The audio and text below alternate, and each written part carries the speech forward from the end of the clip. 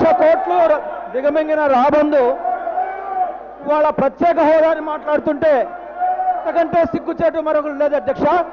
నేను ఒకటే అడుగుతున్నాను అధ్యక్ష, జగన్మోహన్ రెడ్డి గారిని, ప్రత్యేక హోదా గురించి నువ్వు మాట్లాడే ముందు మేము కొన్ని ప్రశ్నలు వేస్తాం.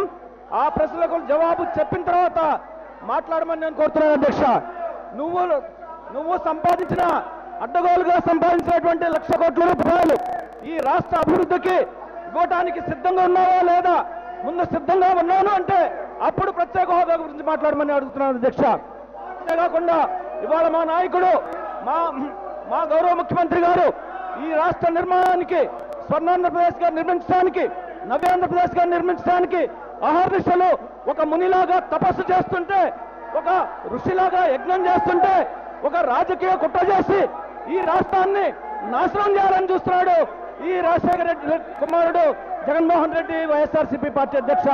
ఇది రాజకీయ పార్టీ కాదు అధ్యక్ష, ఇది పొలిటికల్ మాఫియా.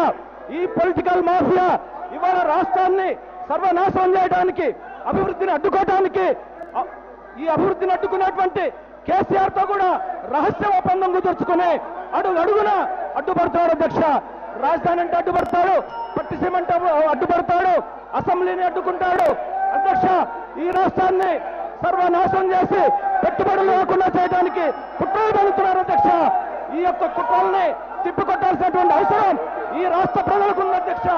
5 కోట్ల రాష్ట్ర ప్రజలు ఇవాళ వీళ్ళని తరిమి కొట్టడానికి, ఈ పార్టీని మూసివేయడానికి రాష్ట్ర ప్రజలందరూ కూడా తిరస్కరించి చీకొడుతున్నారు అధ్యక్ష. ఇంకా సిగ్గు లేకుండా అడ్డగోలుగా మాట్లాడుతున్నారు అధ్యక్ష. అధ్యక్ష, ప్రత్యేక హోదా గురించి మాట్లాడే నైతిక హక్కు, ఆ యొక్క మాటను ఉచ్చరించే హక్కు కానీ మా నాయకుడు, మా యొక్క దైవంతో సమానమైనటువంటి మా నాయకుడు మా చంద్రబాబు నాయుడు గారి మీద ఒక్క మాట కూడా మాట్లాడటానికి అర్హత లేనటువంటి వాళ్ళు అధ్యక్ష. ప్రజలు కఠినంగా శిక్షించారు. ప్రజలు కఠినంగా శిక్షించక ముందే మీరు బుద్ధి తెచ్చుకుని ఈ యొక్క అభివృద్ధి నిరోధక శక్తిగా మారినటువంటి మీరు అభివృద్ధికి కలిసి రావాలని చెప్పేసి కోరుకుంటూ సెలవు తీసుకుంటున్నారు. నరేంద్ర కుమార్.